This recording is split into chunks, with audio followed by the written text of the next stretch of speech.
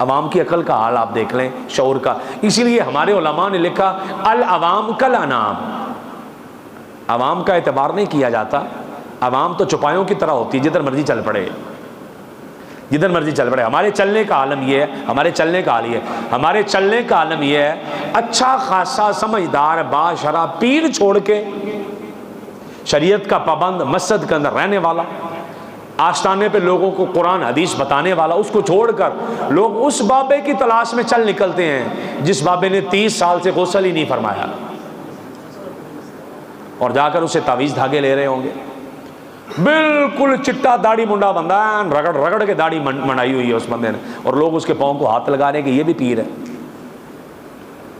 جس کا شریعت کے ساتھ تعلق ہی کوئی نہیں۔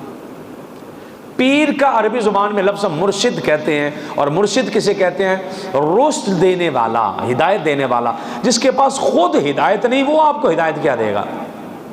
اس لیے یہ جو ہے کہ ایسا پیر وہ بالکل داڑھی منڈا، بالکل دین سے دور، مذہب سے دور، حرکت فضول، اس کو پیر بنا کے سر پہ بٹھا دینا، یہ کتنی بھیانک حرکت ہے۔ اور میں بہت ہی گزارش کے ساتھ آپ کے بارگاہ میں یہ عرض کروں گا کہ اپنی عقل اور